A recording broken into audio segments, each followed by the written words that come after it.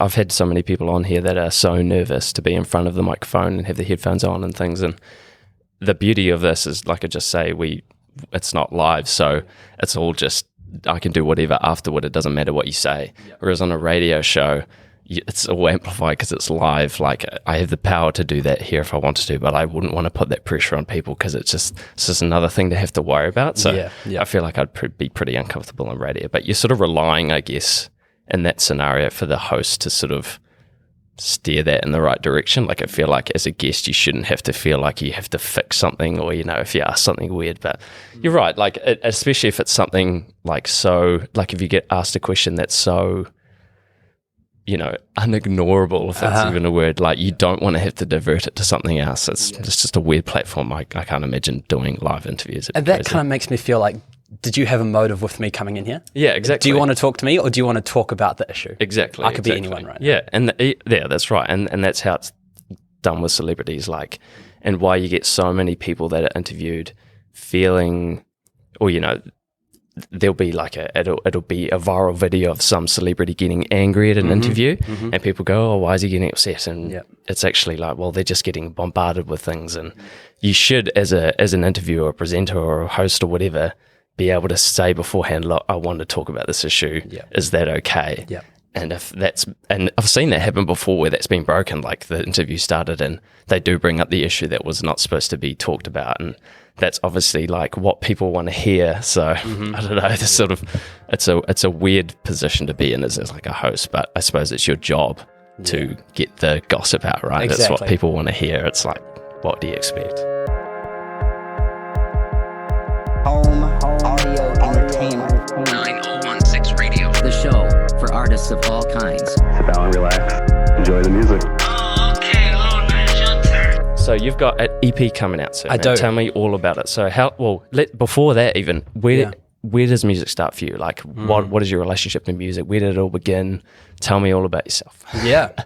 Music has been a part of my life since day one, in whatever form. Wow, okay. Through a lot of weird journeys. Yeah. I think I'm not going to be one of those people to say I don't fit into a genre. I think this album does largely fit into a lot of hip-hop. Sure. There's a lot of maybe Dunedin sound and rock. I think I tried each song to be its own part, but it comfortably fits under definitely. hip-hop. And from what I've heard as a first impression, you've definitely achieved that. It's definitely like, you're definitely hitting a genre, I suppose, in a general sense, but there's still so much diversity through the tracks. It's everyone is a new thing, like in its own right. It's got its own absolutely unique character to it, I suppose. Yeah. As the words in each one stand for their own thing, I think the music also does as well. Definitely. We'll get back to that. Yeah. So primary school, I think I started playing drums, and I was one of those kids who just drummed on everything. So, drumming on the shower room desks and everything. Sick. And once you've got that rhythm, it just doesn't leave. So that was cool. That was really great. And I think just as much as music was there, poetry was there as well. As young age writing poems and things, and would toss around classic, like intermediate high school, the little like rap groups and stuff. You're rapping about canteens, whatever. Sick.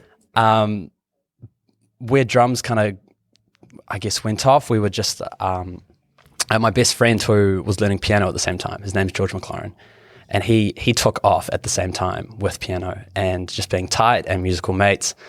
I mean, music's a language, right? So yeah, for sure. We grew up kind of speaking through that. We'd jam every lunchtime. And so I mean, where is he at now? He's New Zealand School of Jazz, about to go off to Berkeley or something. Wow. But so we would just jam out. I think there wasn't a day in high school where I wasn't in the music room jamming. Sick. That's commitment. Someone was saying today, I mean, I went to John McGlashan here in Dunedin. I don't think the music department wasn't particularly strong. At least compared to the rugby department around Sure. As most high schools. As most boys' high schools. Yeah. But there's a lot of musicians that come out of Johnny's. It's quite interesting. Yeah, for sure. I know a fair few. I know a couple of the boys, well, not personally per se, but I have met the boys that were in Mild Orange. Yep. I don't know if they were all from John McGlashan, but I know a couple of them, Tom, I think. Yep. Yeah. So there's definitely... On, and there's, generally speaking, I suppose there's not a great population of musicians that may come out of particular schools, but you could name so many musicians in New Zealand that have come from any high school. Like, there's always going to be someone somewhere, right? Yeah, exactly. I think along the way, a story that really stood out to me. I had there's a little kid who was actually the age of my brother, so my little brother. He was quite a bit younger than me. I might have been 12 when he was 6. Yeah. But his parents really pushed him for music, this little Vietnamese Indian kid. And so we would busk every single Saturday. And we found out the ticket here in Dunedin is the cruise ships that come in. Sure. You get all these, sense. rich overseas tourists. Yep. And I didn't realize as a little kid, but they're not giving you money because you're good. They're giving you money because it's their last New Zealand coins. Yeah. And they just need someone to throw to get rid of it. Yeah. Yeah. So that's ideal. But for us, it was just jam training. We just, learnt how to jam or whatever. Yeah, perfect. And regardless of whether they're giving you the money for the music or not, when you're that age, it's kind of like, oh, sick, like we're doing something right. It feels like, if you're getting that gratification from it, which is cool. Exactly. And you buy a little DS game and you feel like the man. Yes. Oh, that's ideal. That's a cool intro and such a lucky thing. I suppose it's all, your commitment to doing the music, but it's obviously proven, like the fact that you've stuck with it so long now is probably just because you've had those experiences when you were younger. Like I find most people that are doing what they're doing now or are good at what they're doing and have stuck to it have had something that's happened to them when they were younger that sort of locked it in for them, I suppose. Because like if I can say anything to that, it's that I never really had that with anything. Like I've sort of drifted through tons of different interests and hobbies and never really stuck to anything because when I was a kid I didn't really have any hobbies of any kind. Like I was into certain things mildly but never committed like what you have with music evidently, or what I can tell already from what you've said. So that's cool. Well, I mean, it's always just who I've been around, the same way that George just grew up to be like an incredible jazz pianist. Yeah. Jaden is his name, this kid I've been jamming with. He went off and he went back to Vietnam for a little bit, entered Vietnamese Idol, or like the children's version as a joke. Kidding. No shit, like he won the competition. Holy shit. In 6 months. And so who's the person he calls up to be his drummer, but Christian Tucker. Sick. Yeah, and I spent a good 3 or 4 months touring Vietnam. Wow. Playing to crowds of maybe 40,000. Crazy. And that's what flicked the switch. I think I was like, yeah, we can jam, but really I should be getting out here. you know, like hard. That's sick. At the time, I think I'd just gone through a breakup and whatever as well. Sure. And that, for me, I don't know, it's just, that's the best, like, hangover cure for Definitely, you know? definitely, yeah. Ride the wave of, like, yeah, you've obviously got that emotion there as well to sort of back you up and probably comes into the performance a bit more as well, I can imagine. So how old were you at that time? This was first year university, so I was 18, 19. Yeah. Sick, man, that's a crazy opportunity. It was unreal. So how long were you there for? We were there for about 3 months, maybe. So where's he now? What? Yeah, what has come from that? That's the question. So I mean, he's here just finishing his schooling and then is about to go over. Yeah. But they have every intention to go back. I mean, COVID makes things a little bit tricky, but they'll be back there and doing gigs, whatever form. We've talked about going and doing another tour again. So crazy. Well, they obviously know him from, the show, so you could probably always go back there and be like, that's the dude that won Idol. That's sick. Yeah, it was really crazy. Cool. Awesome. So how has that sort of progressed for you? Is that something that like sparked more interest in music for you? Did you sort of pick it up from there, or is that just sort of like a side gig to what was happening in your musical life? Well, I mean, that's where it starts off entirely for me was the spoken word kind of element.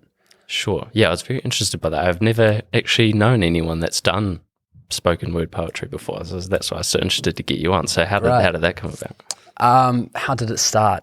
Year 12. I had a friend who was running the Dunedin Slam here in town and just said, hey, you should give it a shot. I think my English teacher had like run a poetry competition and I took the piss, wrote something in 30 seconds and ended up winning a bit of money for it. And I was like, oh wow, this is something, Yeah. As in not like my talent is something, but actually poetry it doesn't have to be the old sonnets that we're learning in Shakespeare, Yeah, for sure. Absolutely. Yeah. So just started performing in local slams and open mics, and from there I just really loved it. I really loved the idea of just speaking these words that you kind of practiced and they told these stories, it's all autobiographical, and I really loved it. So do you find that the words came to you quite naturally, or was it just the passion for it that you sort of had to focus in and really try and get your point across, or did you find it was sort of easy to just get stuff out onto the paper if you were even approaching it that way? It was No, it didn't come easy. It was definitely like a passion and kind of growing, and you kind of start by taking what you like and then you just rewrite that, you know, in the same way that a musician will start doing covers. I think I was like, I really like this. Yeah, for sure. That's cool. So it was aside from the words side of things, it was more the performance sort of thing that you enjoyed from it as well. There was something about getting a stage and saying it out. So did you find like the first time you did it, again, was that pretty like natural to you to be up there and do like, had you done anything musically on stage before this? Like, where are we in the timeline here? So this was pretty much your first sort of in front of an audience performance sort of thing. So that's pretty intense because there's no music or anything, right? It's just you out there. Yeah. That's pretty crazy. It was really crazy. Yeah. Did you get a good reaction? Like, do you find like the crowd was into it? A great Wasn't reaction. like Auckland? Yeah, as a 16, 17-year-old kid, you're like, yo, this is cool. Yeah, fuck yeah, that's perfect. Because again, like we might not even be having this conversation if that had gone wrong, you know, like if your first experience on stage is really bad and you don't get a good response, that can completely shun like your motivation altogether. Absolutely. But it depends on how you take it, right? Because that could also be the best thing for someone is to have like a terrible performance or terrible feedback from an audience, because you go, okay, well, what am I doing wrong? How can I change it? Like, what do I need to do to improve on this? And that would prove that you're really passionate about something, but you got lucky there, which is cool. Yeah, no, I really did. I really did. And that was funny at the time because there was like a peak or an interest in spoken word because it was just at the time 22 Jump Street had come out. Oh, okay. And everyone goes, oh, spoken poetry, Cynthia, Jesus, you know? And so being able to kind of like riff off that, I think people were turning up to these gigs and open mics just because they like that joke in that movie, you know? Yeah, for sure. Yeah. So being able to ride that wave a little bit. Yeah, definitely have a wee pop culture thing happening for you to help. Exactly. That's pretty cool. Cool. So how has that progressed? Like, where do you stand now with your poetry? Still open mics all the time. Cool.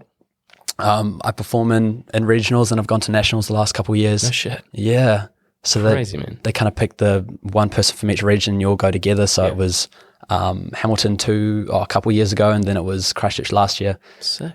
I mean, I go there and just get swallowed every time. Like there's some incredible artists and speakers that go there. So how is it all judged? Like, is it purely just, what's the word? Like subjective, I suppose, to the judges that you have? Absolutely. Yeah. So it's all subjective. do they look at sort of stutters or like moments of sort of, you know, how do they look at it, do you think, when they're choosing a winner? Well, I mean, that's the question of art, isn't it? Yeah, I mean, it's all subjective, but yeah, absolutely. Performance, your confidence and your cadence and delivery is a big thing to it. And I suppose the audience response sort of is a good indicator as to what, you know, came through well. Yeah, absolutely. I mean, they give you, so they pick random people from the audience and they make sure they're not affiliated with a performer. And then sometimes you'll get a rundown on who the judges are. You'll be like, hey, this is this judge is a carpenter, and this, this, you know, judge is is whatever. So there've been a few times where people have said their occupation. I've been able to choose a poem that fits in with that a little bit. Sure. Better. But yeah, I mean, you definitely want to be saying it off by heart and with confidence and mean what you're saying. That's sick. That's so crazy, man. I admire that because I think it's one thing, like I've had an interest in music for a while now, and I've dabbled in music making and have always fantasized about the performance aspect of you know, making your own music and performing it. And that's one thing because you've got the instrumental behind you. You've got a real dynamic sort of presence there to spark people's interest before you've even actually performed anything. You know, you've got something there to get people going, and you can sort of hide behind that in a way. Yeah. Not literally, but like you can sort of just mold your voice and performance into the music. And it's, whereas with the spoken word poetry, it's probably dead silent, of course, for the person to perform. So there's that whole other cricket sound, I suppose, if you feel that that's a whole, I personally imagine if I was in that scenario, I would be way more nervous doing that than I would be performing like a song or something. So full credit to you for doing that. So it's pretty crazy. Are you pretty comfortable on stage now? Like it's pretty much, or do you still get the jitters beforehand? Still get the jitters. And I suppose it's the size of the crowd and where you're at and you know what stakes are at hand. Yeah, that's crazy. So has that, going into your music now, has that sort of, is it sort of two pathways that you lead, or do you think they intersect? Like when you told me that you were a spoken word poet, I had asked what the EP was about, thinking it was going to be a spoken word poetry thing, but it's music. So have they sort of molded to become this, or is this sort of another lane and another sort of thought process when it comes to music for you? Well, it continues to kind of be something that I'm in search of, I think. I 100% put emphasis on the words first. And I'm always trying to find out how that works with music, because you can't just make a 4-chord song and then just speak over it and have it work just effortlessly. I mean, some people do, credit to them, but I'm continually trying to see where it fits. Where the poetry fits in the music? Yeah. And so, I mean, I put out an album earlier before this, and that was my first kind of demo as like, where does this go? What is this trying to say? And it didn't work. I can see that in hindsight now. Nice to experiment. No one's going to hit on their first one. Yeah, for sure. Absolutely. But yeah, I mean, even just in the same way that the words obviously speak for themselves, they're words. I mean, music does the same thing as well. You can hear an instrumental and be given a certain emotion or feel something. I think it's been part of just kind of correlating those two. At the start, I kind of felt like nobody has the time to just listen to a poem anymore. Like, it's not interesting to some people, you know? Yeah, it's kind of a, I guess, an old school sort of thing. Like anything like that is going to be looked over now because people's attention spans are shortening, and people don't always have the time to read a poem or, take the time to reflect on something or read it and actually interpret it properly, because people are flicking through things. And I mean, not that everything relates to social media, but that's just the way of our generation now. So absolutely, I mean, it's tricky, but I suppose that's your job now, to sort of see how you can create a sense of, why make people want to read poems, Yeah, and I mean, don't get me wrong, like, my heart is entirely in music as well. Yeah. This is something that I like live and breathe. I'm very passionate about. I'm not selling out myself to try and like fit a label or a circle, whatever. Yeah. But it's an experiment, actually, to be honest. It's an experiment that I'm doing. It's two things that I really enjoy. Cool. I'm on this path of trying to see where it fits. So where did, obviously you've had experience musically with your drumming. Where did it start in the sort of digital production side? Because a lot of what the EP has done, at least from what I can interpret, is done from a computer at somewhere at some point. Where did that all start? Like, how did you pick that up? Oh man, that's just experimentation. That's just trial and error. Yeah. You start with the garage band and you fall, and then you do FL Studio and then Ableton, and then I think before my granddad died, he put some money aside, and I think at that point in my life I decided, okay, this music thing, I really want to see where this goes. And so I bought a little MPC drum machine thing, and we made it something substantial, and that's something that I still have, and I jam out every day on it. Sick. And that's the tool, I think if you have really good tools, then it makes it so much easier sometimes. And that's a good transition, because you've got the drum experience, and that's sort of like in between till you get to like the full computer-based production. Exactly. So that's cool. Yeah. You obviously know what you're doing, because the tracks are sounding crazy good, and you know how to be in key, and you can sing. Thanks, man. For sure. So that's cool. When did you discover that you could do that? Oh boy. Was that again just trial and error, just trying it? A lot of trial and error, yeah. So I mean, my mates won't say that I can sing, but yeah, no, that's just lots of, I mean, I've spent about 3 years in total on this project. It's been ups and downs. I mean, I had some time off last year for various reasons, but yeah, I mean, 3 years from start to finish. The last song, Fantasy, I wrote with my flatmate when we were flatting together in 2019, and I know that he's sick of that song. We're just ready to get it out, and see how other people react to it. Definitely, that was my favorite for sure. Yeah, that was cool. I enjoyed that a lot. And that's cool that you've discovered these talents that you have just by practicing something and doing, like getting to the end result and being like, whoa, this is sounding pretty cool now. And something that I admire again about that is, like, I've again dabbled in a bit of music production solely just from a laptop, and I know I get sick of shit really quickly. So to have a song there for 3 years and still, want to release it and not make it like a throwaway is pretty cool as well. So I think it must be just to do with the longevity of the project that actually just makes you appreciate it more, and it sort of locks it into your brain more, so you know that that's what it's supposed to be and what it's supposed to sound like. I'm just presuming, but that's crazy you've got to that point.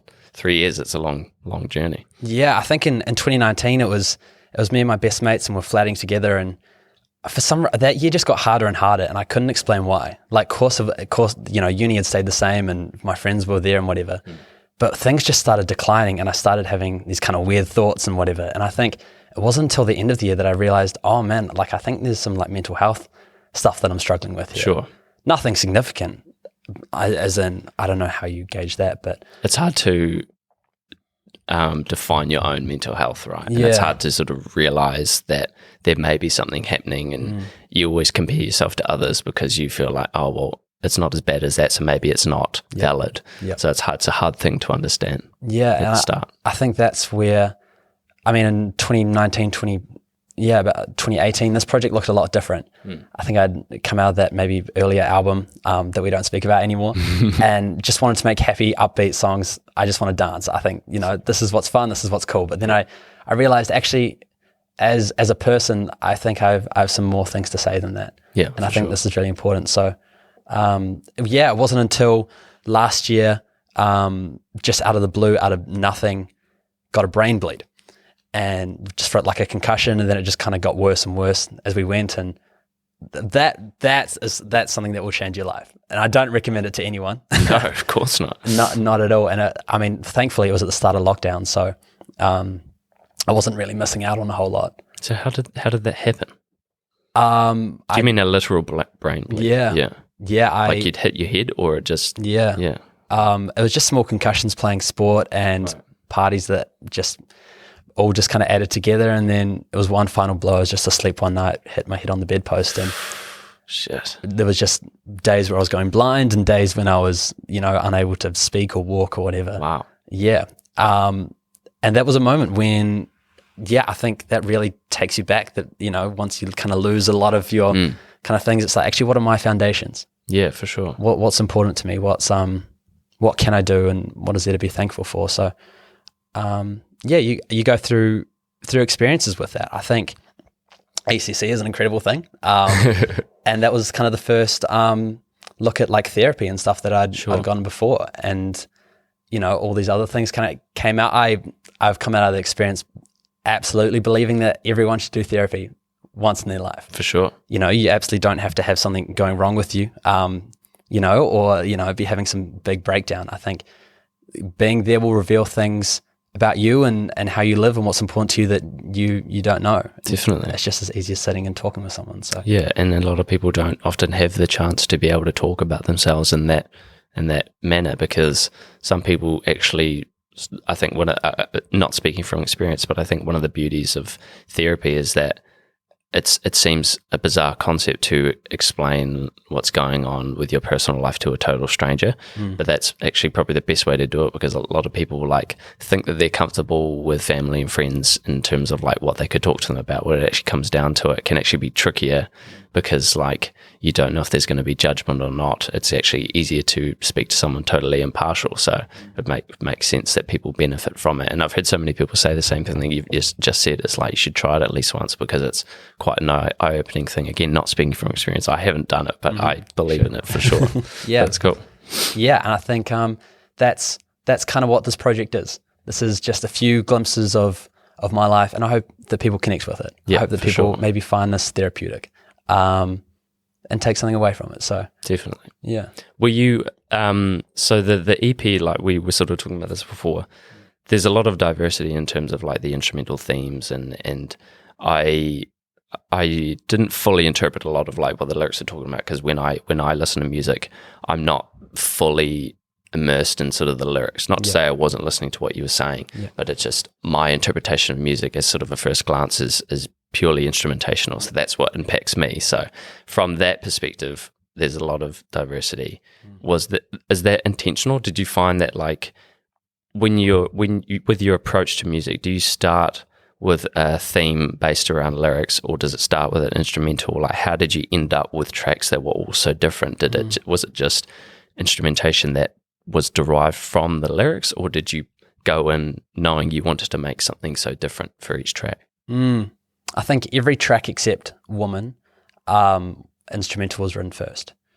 I'm always writing, there's notes on my phone. I don't know how many tens of thousands of words there are in there, and all these ideas. And I think, if you're just jamming something out, you found some chords, you found some nice instruments. Okay, what does this make me feel? What can I fit into this? And so, you can, very, very rarely will you ever have like lines and verses that will fit into what you have instrumentally. You kind of just have to have themes, and then you work with it, and you edit it 100 times, you know what it's like. But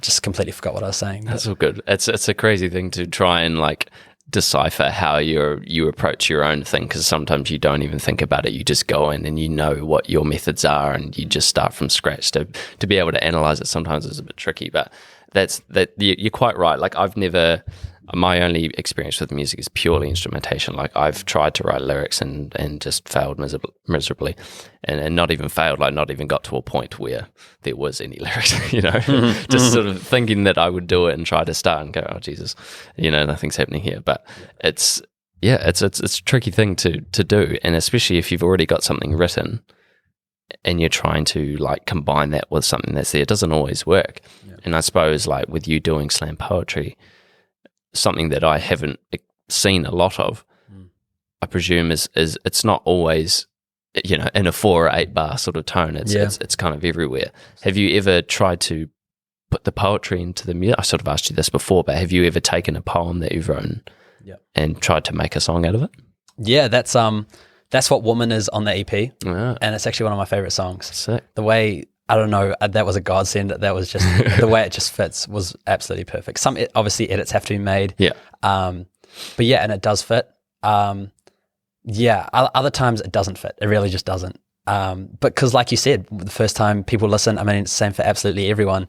They're just hearing the instrumentation. And if you're listening to it and you're like, oh, this vocalist is kind of offbeat here, or those words were, it's like you're a little kid and you're writing a happy birthday card and you get to happy birthday and you're squishing day. That's kind of what it feels like, putting lyrics to a beat, you're just squishing in the last little bit there. So it's a funny way to put it. Yeah, but that's so true, because it's not always going to work. And I think from all the musicians that I spoke to on this podcast seem to have the same approach, where the instrumentation comes first a lot of the time. Like I haven't actually met a lot of people that have written a song purely just lyrics and then tried to write for it. Yeah. Because it just sounds super tricky, doesn't it? Yeah. It's a crazy concept to try and think that it works that way, but it doesn't. And I suppose like you'd have to have a real solid theme or idea in mind to create the instrumentation to that, because I don't know what it's like to write a song that way, but you probably already come up with the tones as you're sort of writing it.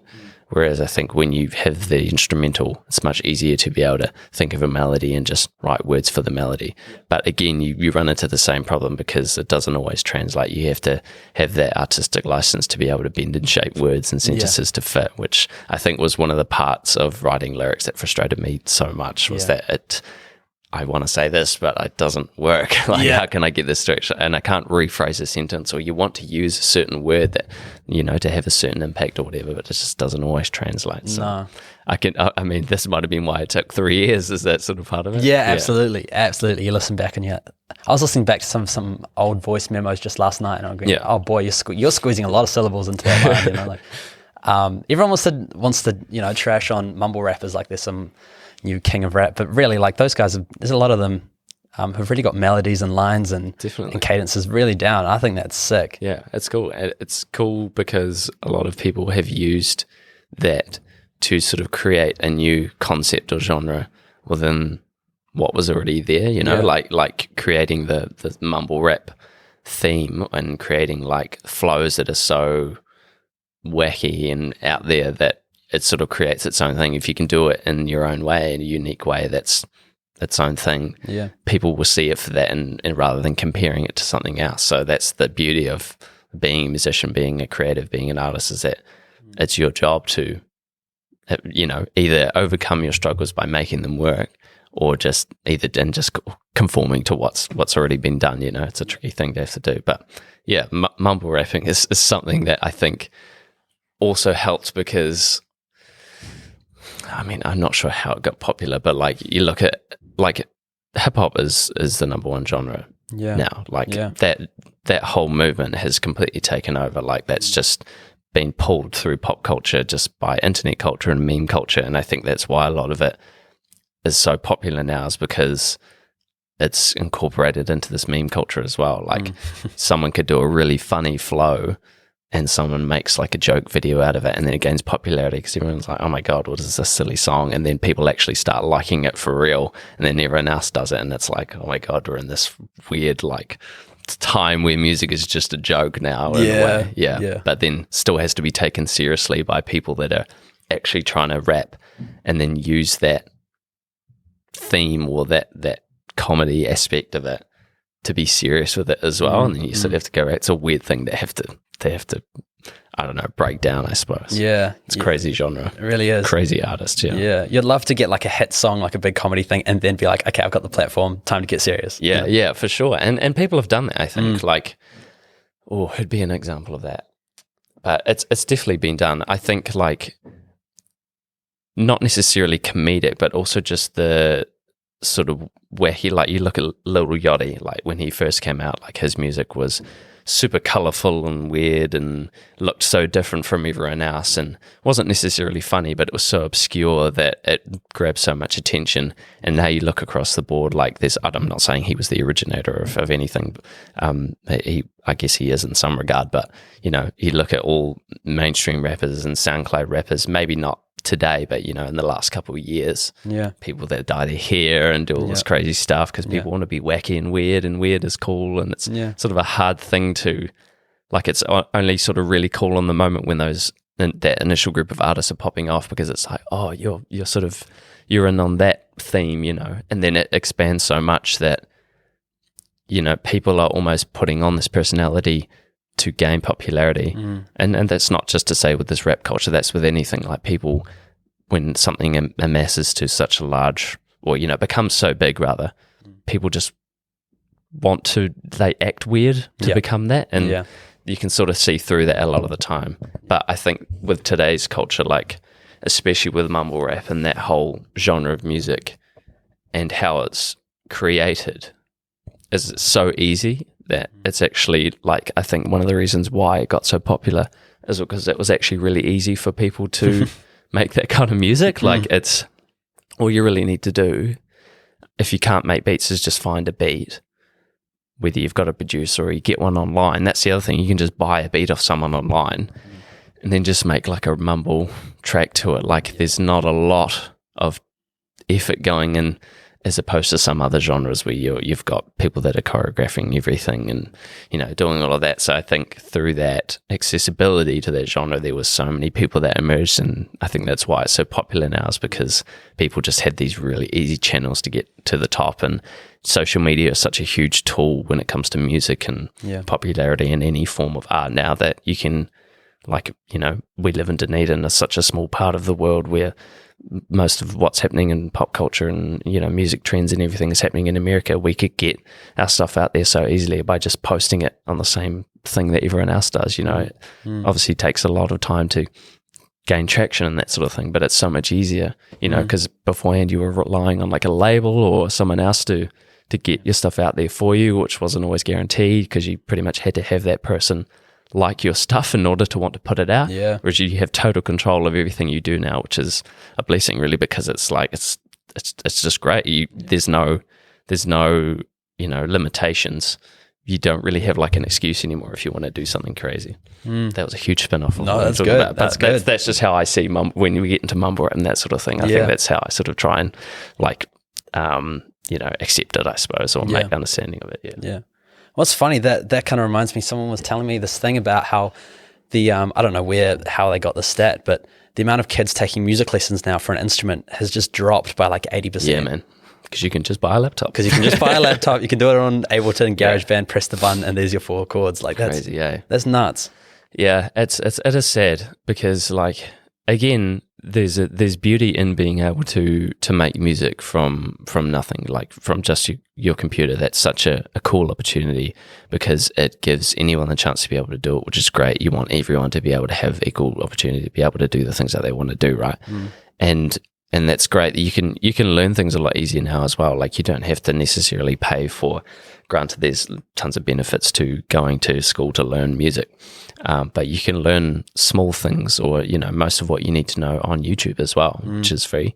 So there's so many ways to learn the things that you want to learn on your own terms, of course, which can be tricky for some, but Yeah. So my point being, like, yeah, that's exactly why they're going down. We know why, because it's because of computers and just one thing I discovered recently on FL Studio, like the one thing that I've struggled with making music was understanding keys and chords and keeping things in key and making sure everything worked together and sounded the way it's supposed to. And I discovered that you can basically just like make FL Studio tell you what notes are in the key, and you can just play it. And it was like, oh, sick, now I can be in key. But then it's like, oh, well, now I'm not really learning anything. I mean, you are, because it's a little helpful tool, but you're not going in sort of fresh, because that can, taking that approach where everything is highlighted for you. I don't know. I think I've just sort of contradicted myself, because, well, you know, the more I think about this, I'm sort of like, is this a good thing or a bad thing? I initially think of it as a bad thing, because you want people to learn music organically. You want people to know how to approach a piano, for example, without any sort of indication. You just want to learn the sound and learn why this works and why that doesn't work. But also, now that I think about it, if you have the things highlighted for you, you do understand what you're supposed to hit and when, and you, I guess, will gain muscle memory and understand. You can learn because I've actually learned a whole key from that tool. I can play in that key now, which is super helpful. So, oh man, I don't know how I feel about it now. Yeah, I know. But that's crazy. That is sad. I guess the point of what we're saying is that it is sad that people aren't buying instruments anymore, learning actual instruments now. Yeah.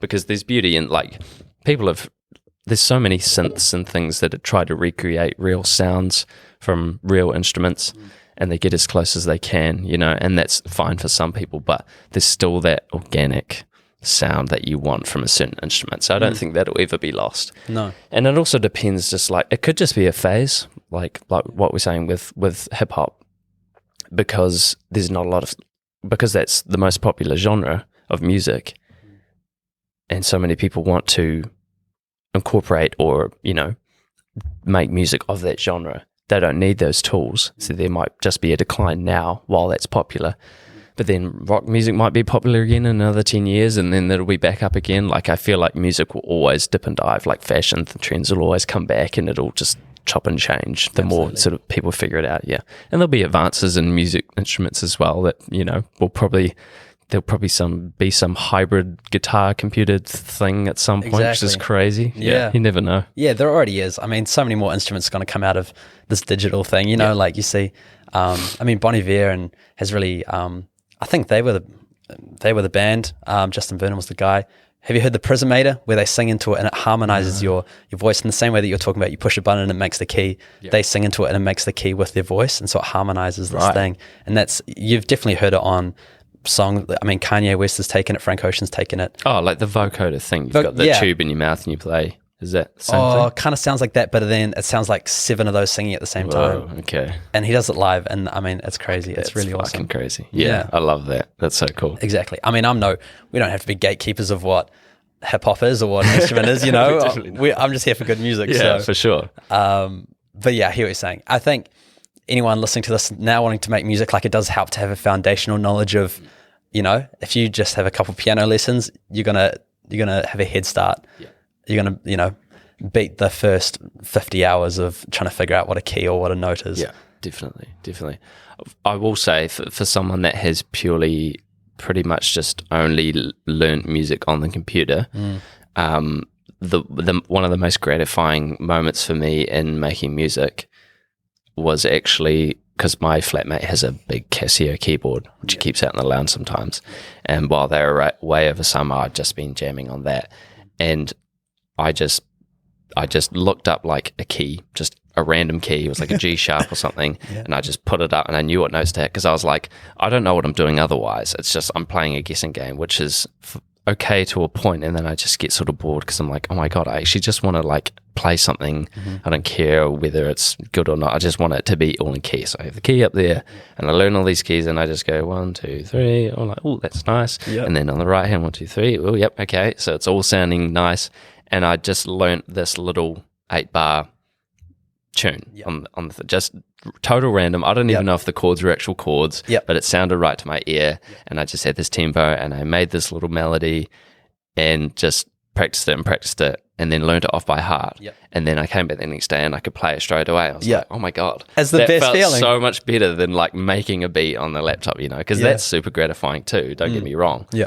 But to be able to actually learn something, physically play something, memorize it, and come back to it to play it again, I was like, oh, okay, I get it now. Like, I understand why people play music, because I just had no other sort of prior knowledge. And I think that's why I never sort of progressed with it, because it wasn't as gratifying to just draw in a melody than it was to actually play one. So I'll say that for people that think they don't need an instrument, like there's a whole physical thing happening there. Yeah, when you play absolutely. something. Yeah, but if you still feel something, I mean, you still feel things to those electronic. I'm trying my hardest the last 15 minutes not to sound like some grandpa here. Yeah, but I mean, look, I listen to electronic music. I'm not trying to pretend like I'm. Yeah. I mean, music's music, and it doesn't actually matter so much where it's coming from. So definitely not. And there's no rules as well, aside from like, I think the only rule is like, if you're wanting to make good sounding music, the general rule is that you stay in key, right? Yeah. Like, that's probably the one main thing. But aside from that, there aren't really any rules, and it's. I think that's probably another thing that has perhaps put people off learning, or not necessarily learning in the capacity where you have someone teaching you, not like watching a video or like an online tutoring class or something like that. Is that it almost becomes like a chore or like homework, or at least that's how I interpret it. Oh, yeah. Again, no experience in this, but I just imagine like having someone looking over your shoulder all day. It just reminds me of like a school scenario, which I hated. And so I just imagine if I'm having to go out of my way to go to a lesson or something, that can be kind of like, oh, now I have to go learn this, and it might not be a day that you want to do it. So I think that's probably another factor into why perhaps there's a decline with people actually buying music, because again, the tools that we have at our disposal are free and people just approach it that way. So I don't know what the answer is, but that's just, I think, what's happening. But I mean, how good is the scene here in Dunedin for just putting it out? Definitely crazy good. The best. Yeah, it's sick. And yeah, I mean, I haven't been to like any of the big cities to really like experience or compare what's happening. I know that a lot more things are happening, like in a literal sense. Like in Wellington, you have a lot more things on all the time, but I've had no chance to sort of experience where it's coming from, who it is, how often it's happening, whereas here, I guess you have it's a smaller community. There's more intimate relationship to it as well. You can put something out and it can be pretty much fed around most of the city, and a lot of people know, a lot of people, like there's definitely like obviously with a smaller community, you have more access to actually get your stuff out to most people. Whereas in a larger city like Wellington or Auckland, you have so much more people doing it, that it's hard to actually, I guess, break out of like a stereotype or like a mass of people doing the same thing that you are. So it's nice to hear people doing their own thing and being able to, go to a venue that's not too far from where someone lives, and it's a cool thing to experience. I must admit I'm not a huge gig goer, but the times that I have been, and it's been someone that I haven't heard of or actually seen before, and I had a couple beers in me. And I was like, man, this is pretty cool. Times. Like, there's some really crazy talented people out there for sure. Absolutely. Yeah, which is sick. Yeah, I mean, I can speak personal testament to that. After high school had ended, and felt confident enough with the spoken poetry thing. I was in part growing up here in Dunedin, just kind of got sick of it. But I chased that Wellington scene. Everyone talks about it. Yeah. I knew that the best poets were there in Wellington. And so I moved to Wellington and got a job performing poetry, and was there like a couple times a week and just doing gigs and really just loving it. But I think I missed that scene. Wellington has a scene, but I just kind of got lost in the performing as opposed to the creating, and the community and for sure, the enjoyment. So and I think that's what people want, or what they expect when they move to a city like that, because it's all happening there, and you'll do better there. And you're right, like, especially if you're coming from a place like Dunedin where it's cheaper to live, you've got so many more expenses already when you move to that city that you're sort of back to quite literal like square one. And if you don't have a place or like the equipment to make stuff with, like you're sort of trapped in a way. And yeah, I mean, I think that thought is a bit overrated. Moving to Wellington. I mean, like Wellington in particular just seems to be the place that people want to be, and that's cool. Like Wellington's great. I'm not dissing Wellington in any way, shape, or form. No. But I just think my philosophy has always been, like, I've been in Dunedin pretty much my whole life. Like I've only ever lived out of Dunedin for 2 months in Melbourne 5 or 6 years ago. And that wasn't really anything. Like this was before I was interested in music or anything. And yeah, I just think that you should achieve the most that you can achieve in the place that you are before you start to venture out somewhere. Like I know a couple of people that have just sort of moved there on a whim, and that's cool. Like I can understand if you're feeling a bit lost in a city, you're sort of feeling like nothing's really happening for you, or you don't have a large friend group, or you're sort of not in a good mental state and you think a move out of the community would be good. I fully support that. But if you think you're just going to move to one of those cities and you're just going to become successful, it's just not going to happen. Like you can put in the work for sure, but you generally have to know people, and like to be able to get gig spaces up there is probably a bit tricky because there's already so much going on. Like I feel like if you can establish yourself as much as you can in the city that you're from, i.e. Dunedin in this conversation, then it's likely that you're going to do better up there because you've already got something behind you. You already feel like you've ticked something off the list, I suppose. I think that's the people that are like I don't know, what's the word? Too early to chase the dream, you know, like that's why I'm still here, because like I've done a lot of things in the city and this is home, and I feel like there's still more for me to accomplish, so I don't feel the need to move anywhere else. I feel like if I was like, right, I've solidified something, you know, like I've established, say, the podcast or something like that, or something else that I want to do, then I might feel inclined to move somewhere else. But I just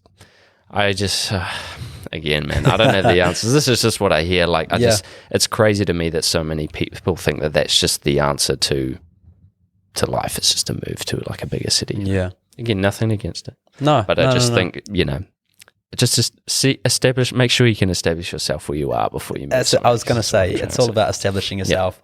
You know, the real you isn't in Wellington. The real you's right here in this room, you know? Yeah, that's right. And like fairly similar cities in terms of like the music scene and just sort of the general culture of Dunedin and Wellington is similar. So I think if you become successful or do the best to your ability in the city, you at least have that confidence to take that somewhere else, rather than just go, oh, it's not happening for me here. We'll see if it happens here. Like that's where I think people fail, because they don't really know what it's like to be in the public eye, or, you know, how to actually,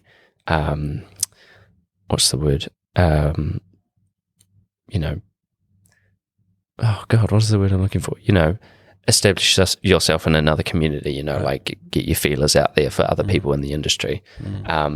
If you haven't done that here already, because that's a whole nother thing. Like it's a bigger city with more people and more people doing the same thing that you're doing, trying to achieve the same thing.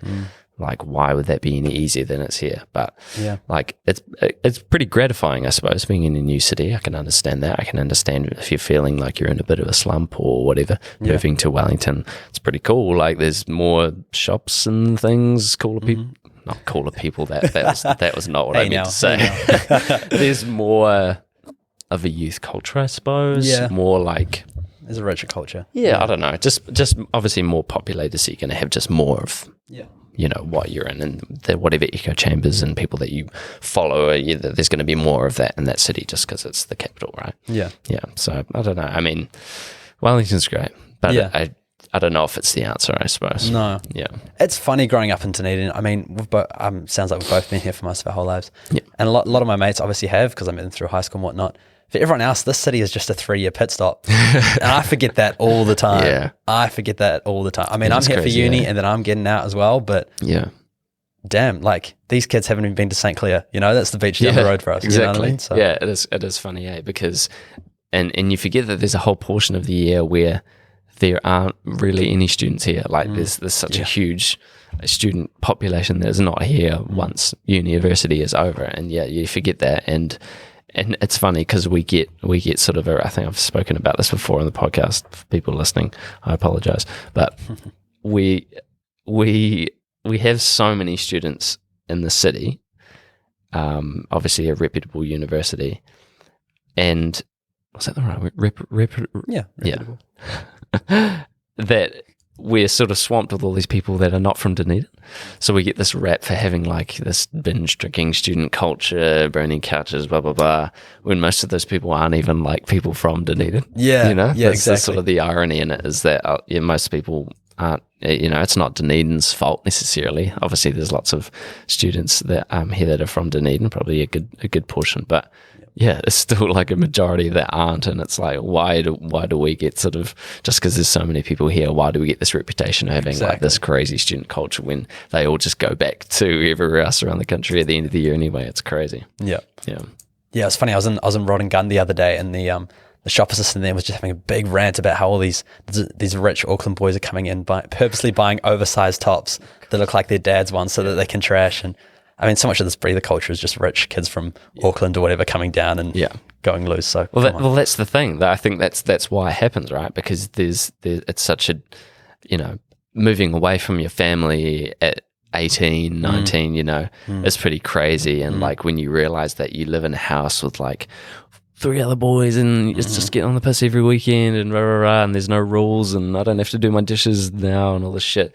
It's a pretty like crazy thing to be a part of, I suppose, and I can understand why people will do the things they do because it's pretty gratifying. Like you're becoming an adult, you're having your independence now. Like can create a bit of madness, I suppose, in a good way and or a bad way. But I think that's where a lot of it stems from. I think you're right. It's just getting away from mum and dad and just being a crazy teenager. Yeah. I mean, I picked up a job this year working as an RA at the Polytech Hall. Oh yeah, which has been actually really interesting because I think what stood out to me going into it was you're there kind of leading these people in a point in their lives, when they're 18, they've just moved out of home. And I was entirely just fully confused on what's going on, And I mean, Polytech, it's a trade school, so it favors, a lot of this kind of creativity and stuff in students. So it's actually been really interesting and quite a rewarding experience. Just 230 kids.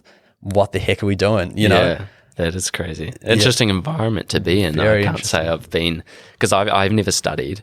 I've only ever just flattered with friends like from school or friends that I just know, and I've never really like. There's definitely been sort of a couple of years, I suppose, like as you do when you're that age, but never sort of experienced like a mass of students. Like I've never really been, like I've been on campus, but I've never really been, I guess, fully there when it's all go. I don't know how to explain that, but I had walked through the canteen area at uni. I'm not familiar with uni at all, so wherever the canteen is, we went in there one day with my friend, and I was like, wow, okay, I've never been in here before, and there's young people everywhere.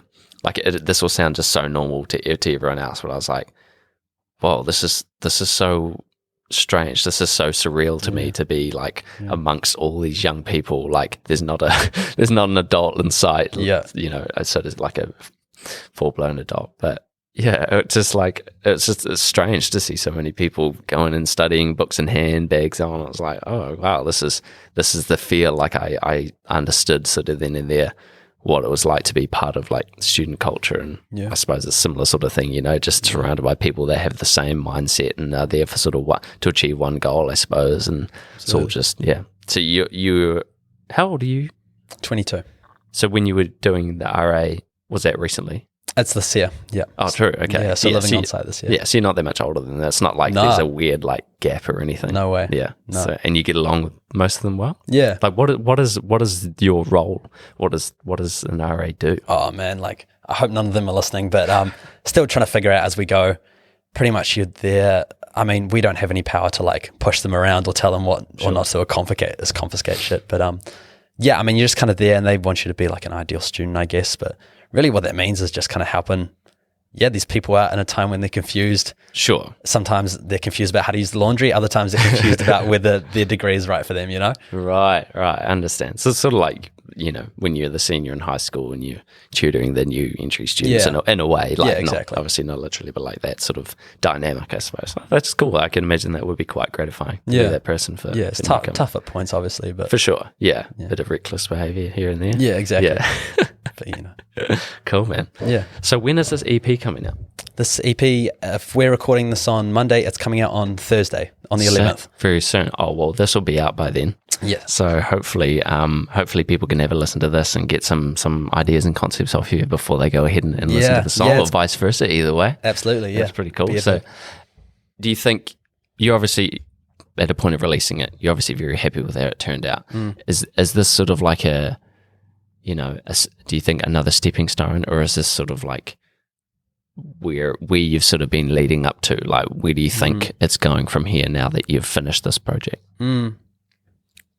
I'd like for people to listen into this one. It is a stepping stone of sorts.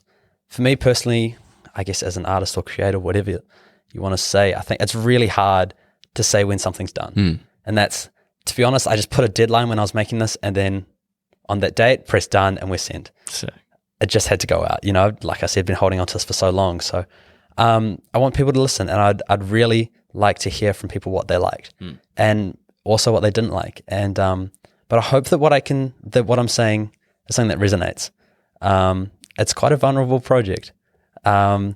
Obviously, listening to this instrumentation, let's have some fun. But I think there's some stuff being said here. definitely. My roots are in spoken word, so listening to what it says, and I hope it sparks things for people. Definitely. I'm very interested now to go back and have a listen through now that we've spoken, just to get a deeper understanding of it as well, and sort of see what it's all about. And obviously, you're even if it's sort of personal stuff that you're talking about, you're at a point where you're comfortable to get it out there. So it's sort of like, do you feel like it's sort of almost, I don't know if I believe in closure, but do you think it's sort of closure for some things in a way to get it to this point? It really is. Yeah. I mean, I find it hard to create something about an emotion when I'm in the thick of it. Sure. I'm not someone when I'm angry, I can like, all right, get the computer open, let's make some. Yeah. For me, I have to I don't know what you're like, but I have to it's almost like swallowing that emotion. Yeah. And then you have to look back on it and you go, oh, okay, I felt angry or I felt sad. Why? And what did that feel like? Because when you're in the thick of it, you kind of forget that someone is going to be listening to that, not feeling what you are. You know what I mean? Exactly. It's like you have to go back to square one and say, okay, and first of all, what is it that it is? What is it that it's saying? And then how, and then why, and Definitely, whatever. yeah. I think the beauty, you'd said something at the start of the podcast about like singing and how your friends probably didn't think that you could sing or whatever. Yeah. And I think obviously that's sort of a biased opinion, like your friends hearing you sort of sing for the first time, having known you and what your spoken voice is like, having to hear that is probably like an interesting adaptation. Whereas me going in fresh, we only met today, so listening to the EP, there was no sort of Right. I could go at it pretty fresh with no sort of concept of who you were. It's like listening to celebrities' music. You don't know them, you just listen to the music, so all you really know is based off that. Yeah. And I think that's probably a good thing. And obviously I presume most of the people that will be listening to it will be people that you know. So not saying that that's going to be a bad thing, but it's cool that there's going to be some people that are listening to it super fresh without really knowing you and sort of getting like an idea from that, or not hearing your voice or anything and sort of interpreting it as like, oh, that's Christian, this is a guy that's doing music and saying what he's saying, Well, that's the thing. I mean, I played around with the idea of a stage name before this all, and then I realized that actually a stage name is maybe like putting a separation there between me and the music. Yeah, for sure. When actually I think it's the same thing. It's the same person. Yeah, it's interesting, eh? Yeah. And I don't know, a lot of people don't really go by their real name anymore. Like, it is such a thing to have a stage name, and that's an interesting point. And I wonder if it's just like you say, like in the case you want to be you to represent your music and you want to use your name. But I think there's obviously a lot of people on the total opposite end of that spectrum, this is something I want to have me to be me, and I want to have my music to be this person, and to be able to switch between characters, I think is an important part of music for a lot of people as well, because you can be such a stage presence, because you you're really putting yourself all out there when you use your real name. It sounds like such a little thing to do or not to do, but it's a whole nother aspect to the music as well. You've been like, this is me and I'm doing music, rather than being like, this is such and such and this is their music, you know. It's an interesting thing. So that obviously creates this whole other personal aspect to it as well. So it's quite a powerful tool. Yeah. And a good name too, Christian Tucker. Thank you. Sounds Yeah, good. I think it's got a ring to it. Yeah, I struggle with my own name. Like I don't everyone does. hate my name, but like it's so hard to listen to your own name and say your own name, right? Yeah. Yeah. Well, it's like your own voice. I mean, how do you do this podcast listening? I guess. Honestly, the first couple episodes, not great. Like the first recording I did, I thought, oh God, Yeah. what am I doing here? Like, and obviously, like what helped me sort of get past that was the fact that I was like, I don't really have to listen to this back. Like, it shouldn't matter. I should just get over the fact that people aren't going to care what my voice sounds like, because people know what my voice sounds like, so they're just going to listen. But after the second or third episode, because I'd had to do so much editing, I was basically listening to myself for like hours on end, trying to figure out how to edit a podcast. And now I'm just so accustomed to it that it's honestly nothing to me. I still don't like it. Like I'm not going to listen to 2 hours of myself talking to someone. And I will, like, in time, I will listen back to these, of course. But it just, it's I don't really need to, so it doesn't affect me anymore.